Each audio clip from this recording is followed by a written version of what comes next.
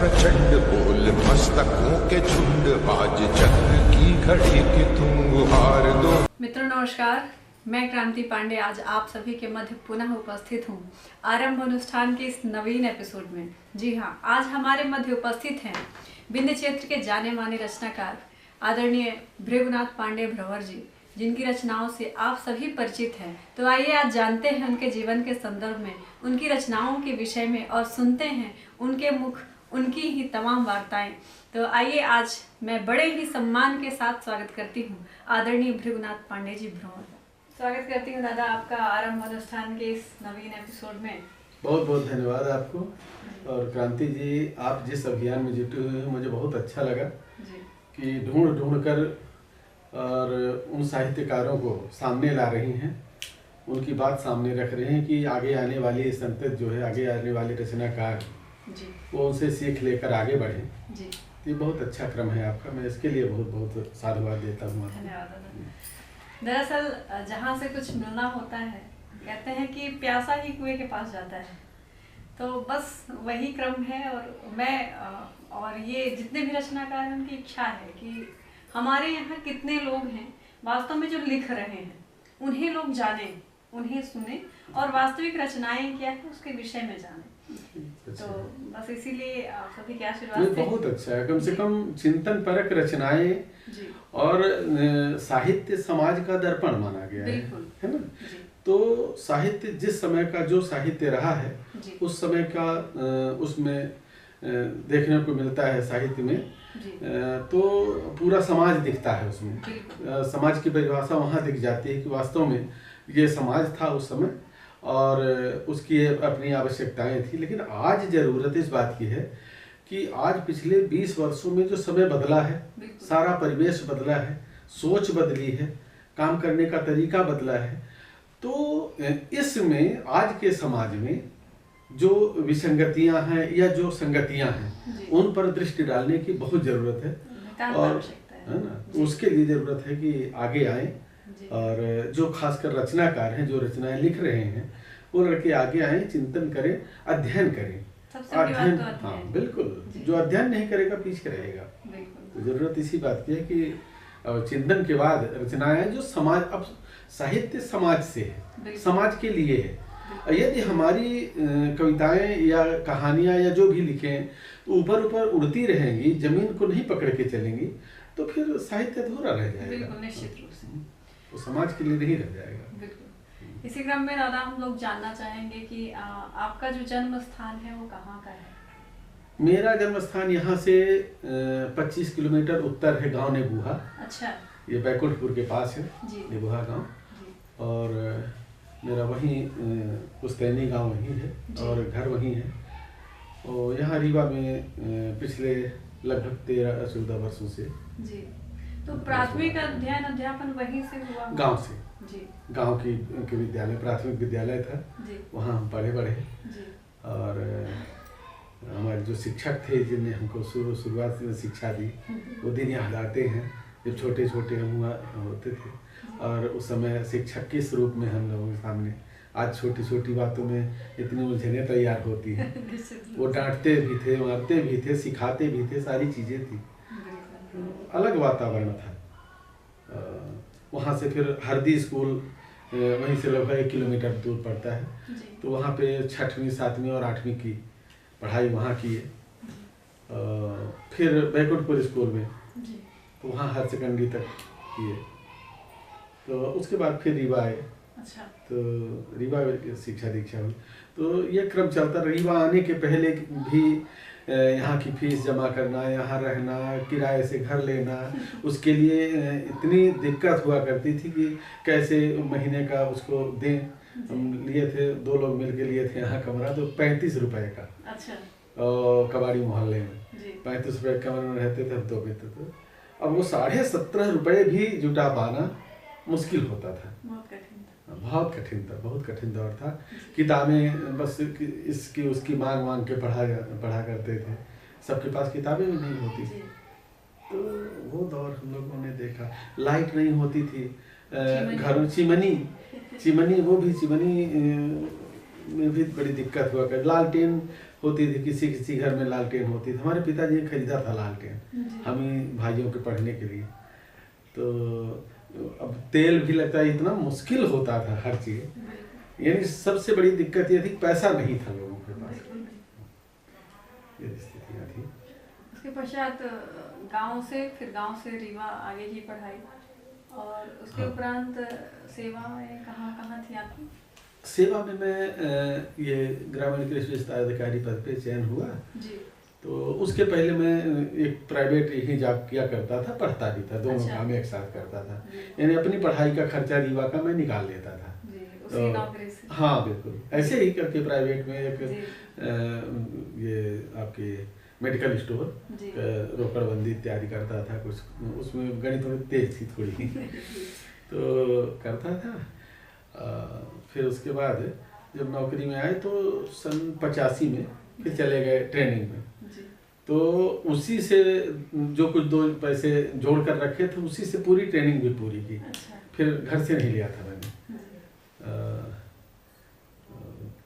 उसके बाद नौकरी में 86 में पदस्थ हुआ, तो सीधी जिले के सुदूर क्षेत्र वहाँ सरई एक पड़ता है। अच्छा।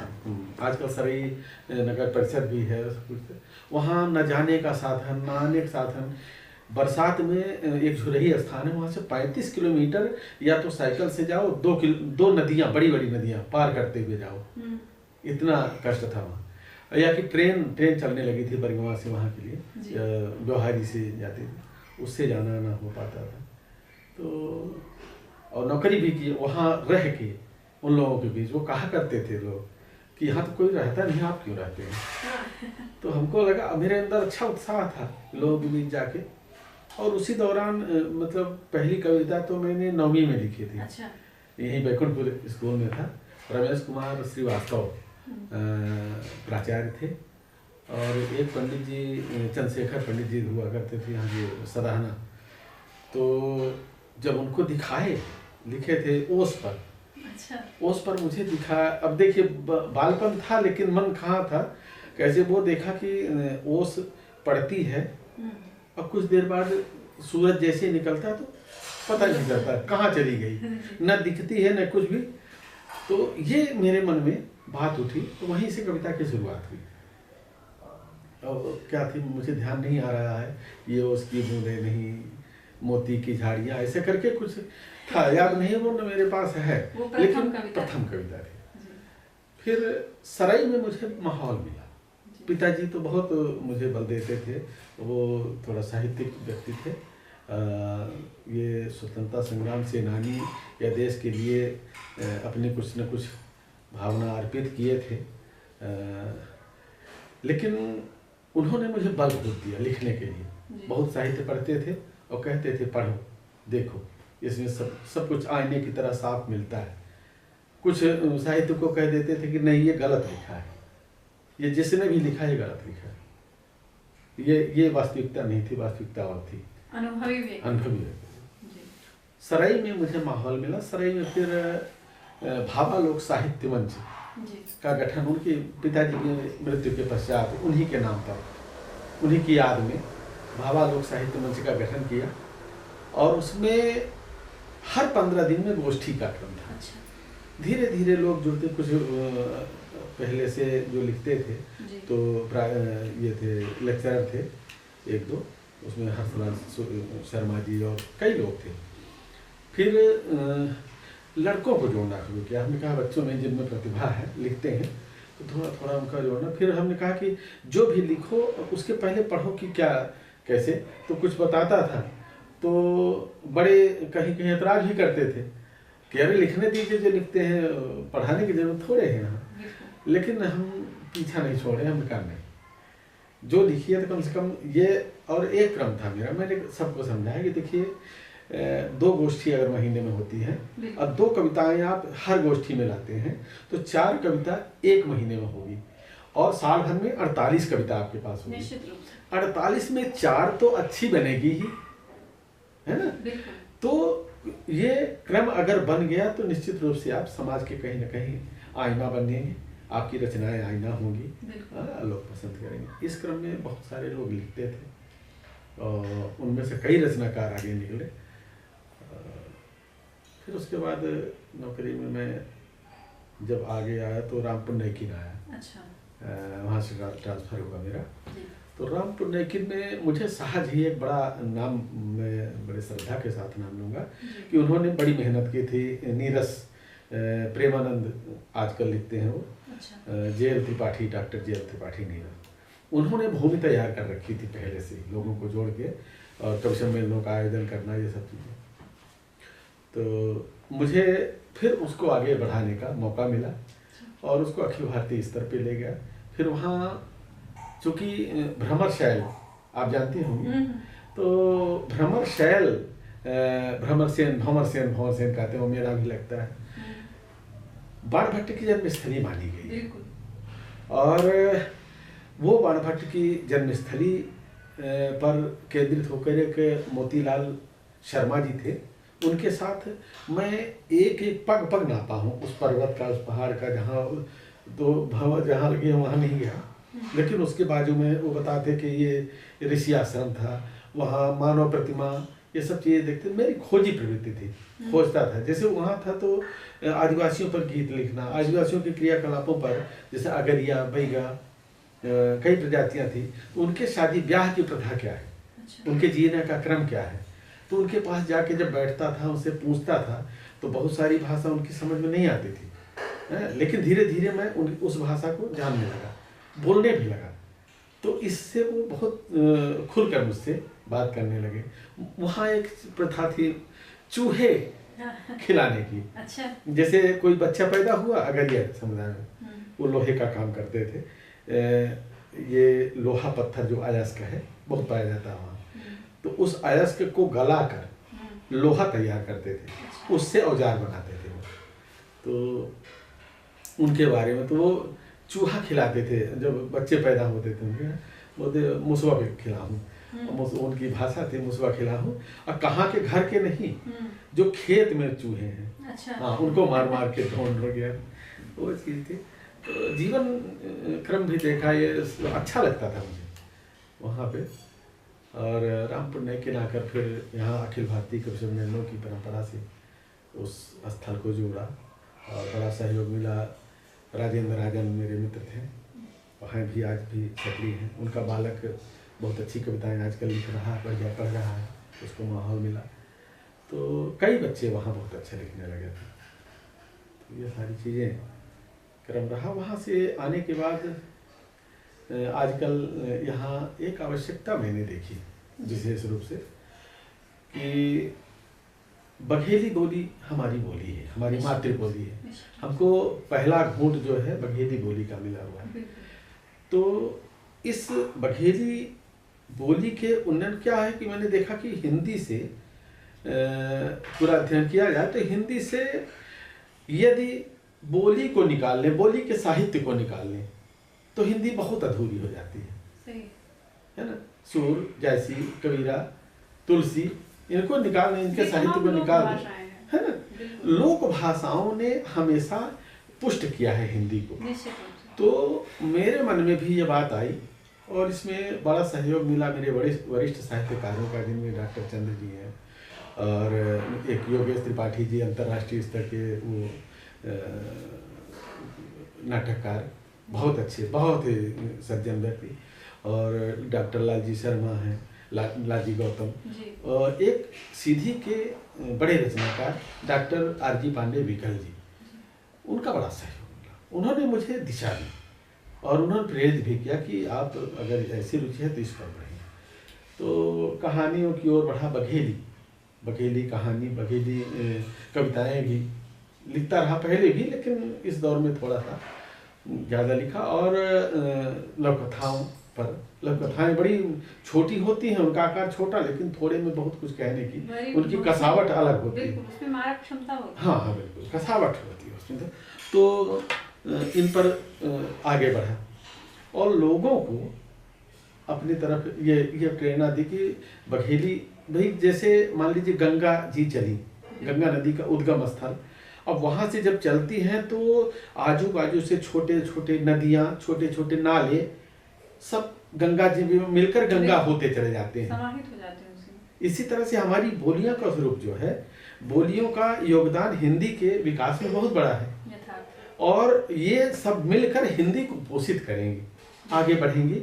जैसे ब्रज भाषा देख लीजिए, भोजपुरी देख लीजिए, अवधी देख लीजिए, बहुत आगे। अवधी तो मान लीजिए कि बघेली, पूरा बघेली, यहाँ से बघेली का, अब कुछ लोग गए थे, जैसे बेलाला जी हैं, चंद्र जी हैं, गीता शुक्ला जी हैं, ये विकल जी के नेतृत्व में जो गए थे, तो नेपाल तक की यात्रा की है। नेपाल में भी बघेली बोली जाती है, उन्होंने विषय अध्ययन किया है, और उनकी जो एक पुस्तक है अभी आई है, बघेली साहित्य उद्भव एवं विकास, तो लोकार्पण हुआ पिछले वर्ष, तो उसमें विशेष इसमें इसकी जानकारी, लिपि पर जानकारी उनकी बहुत बहुत बड़ी बात है ना। जो कि हम लिख रहे हैं, जैसे जो बोली लिख रहे हैं, उसकी लिपि का अध्ययन है ना।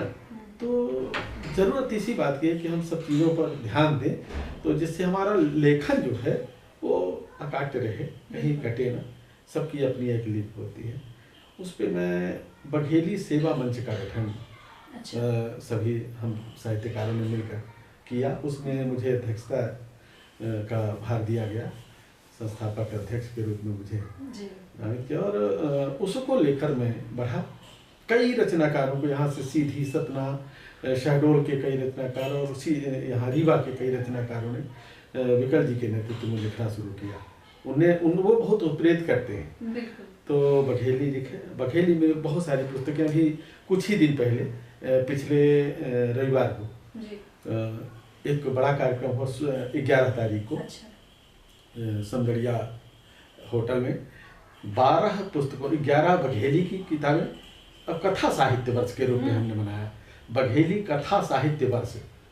उसके पीछे सोच ये थी कि एक ही विधा से अगर हम जुड़कर, कोई भी बोली समृद्ध नहीं हो सकती, उसके लिए जरूरत यह है कि कथा साहित्य भी साथ में आए।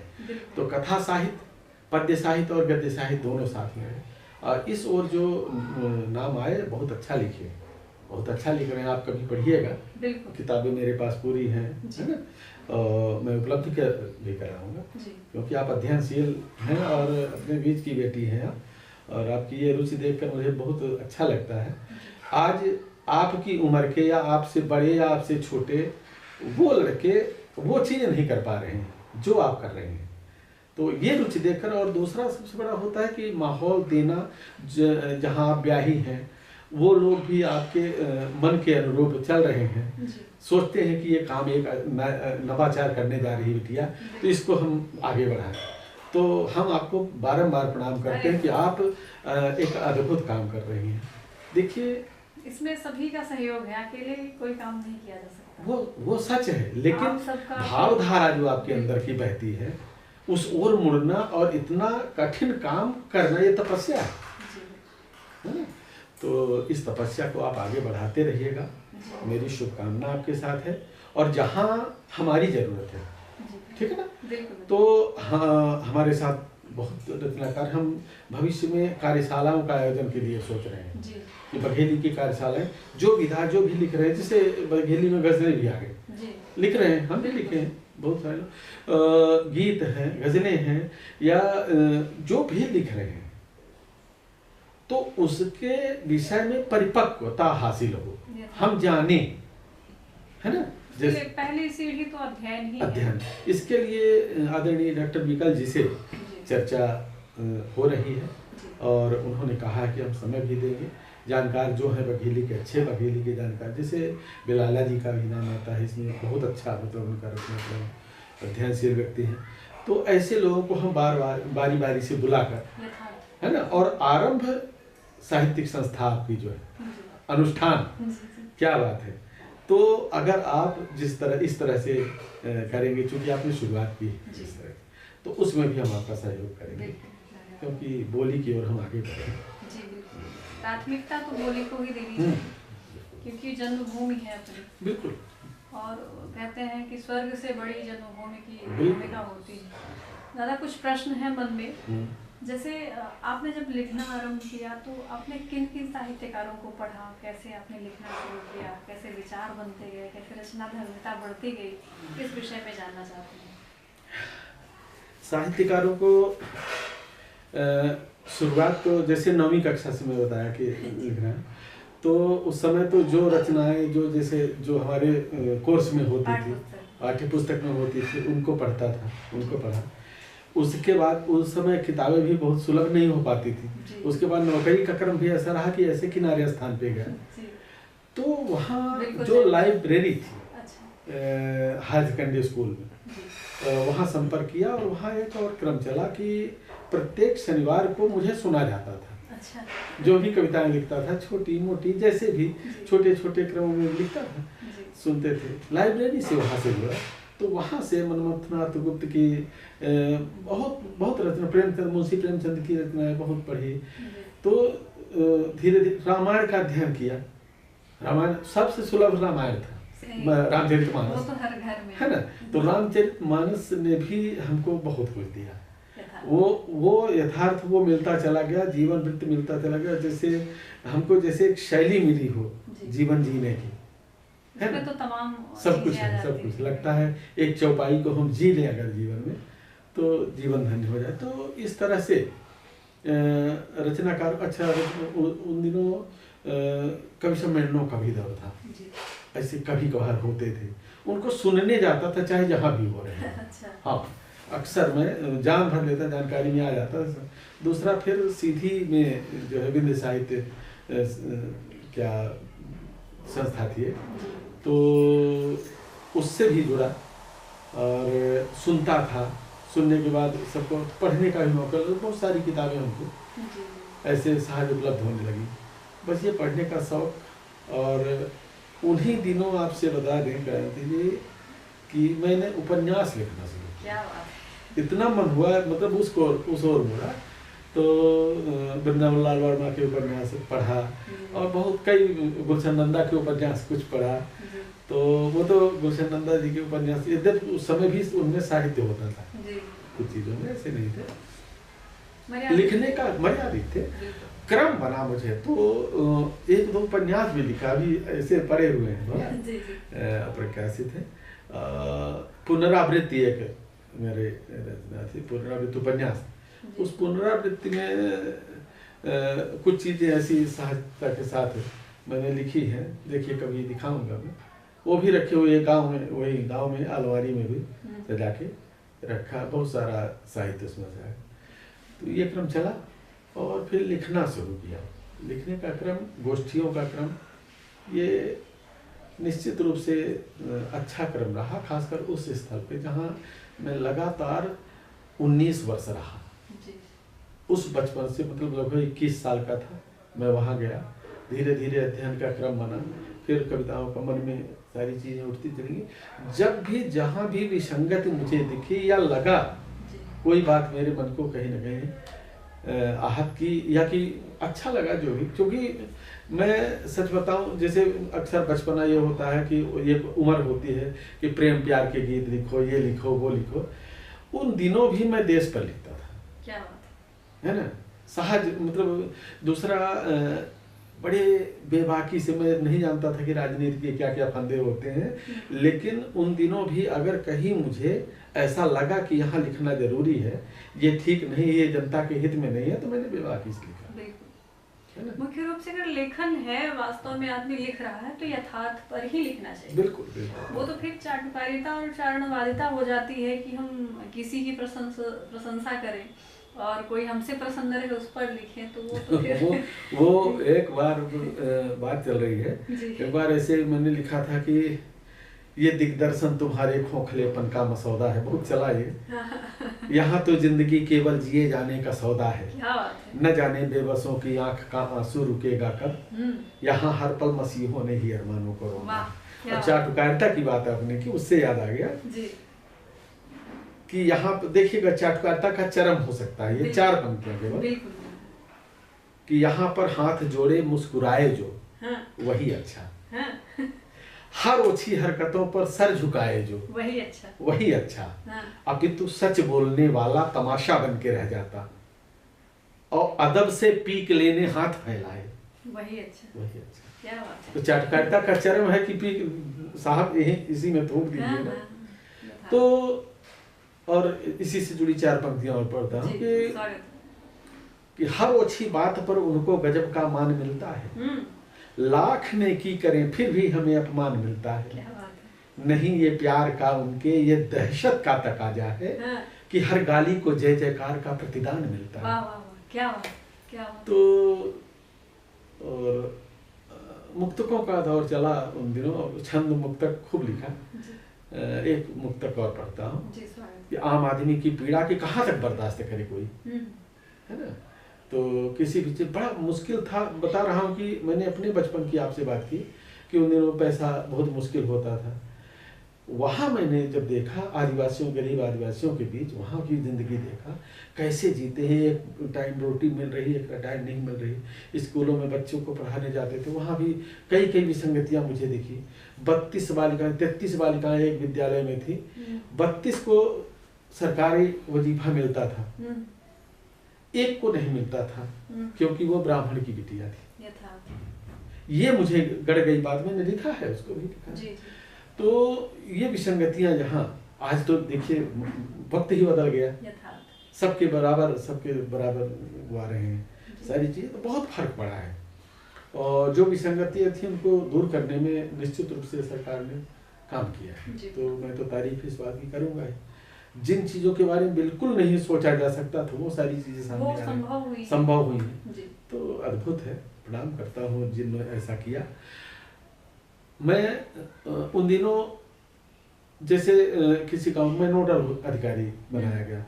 नोडल अधिकारी यानी सभी विभागों पर क्या गतिविधि चल रही, क्या कार्यवाही चल रही, तो उन पर जहाँ भी विसंगति दिखी है तो एक पूरा नोडल अधिकारी का क्रम चला कि नोडल अधिकारी हैरान खड़ा मौन था, वह भूल गया था वो किस ले आया था, वो कौन था। हाँ। इस क्रम में बहुत मेरी रचनाएं आई, पंचायत पे लिखा, सब पे लिखा, अपने एग्रीकल्चर पे भी लिखा। हाँ। है ना, कि जबरदस्ती दवा और ये सारी चीज़ें।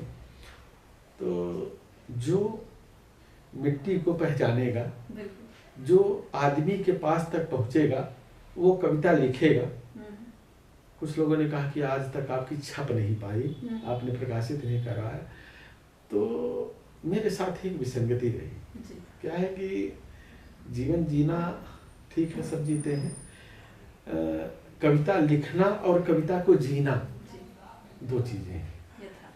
और जब जब कविता छपाने की बात आई या कि वो किया, मैं अभावों में ज़िंदगी बीती पहले, अब धीरे धीरे करके सब कुछ ठीक हुआ।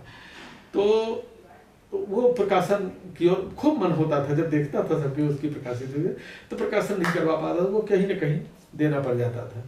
तो चला गया, तो हो गया, इधर अधूरा रह गया, ये सारी चीज। बहरहाल अब मेरे प्रकाशन 2-3 लगभग चल रहा क्रम, वो आएंगे, बहुत जल्दी आ रहे हैं, कविताओं का और कहानियों का, लोक कथाओं का। एक अंतिम प्रश्न है, उसके बाद रचनाएं। जैसे कि आप लिखते हैं, कई रचनाकारों से जब मिलती हूँ, बात करती हूँ, तो अनायास ही प्रश्न आता है दिमाग में कि घर का कैसा सहयोग रहता है लेखन के प्रति। आरंभ है प्रचंड बोल मस्तकों के झुंड, आज चक्र की घड़ी कि तुम गुहार दो।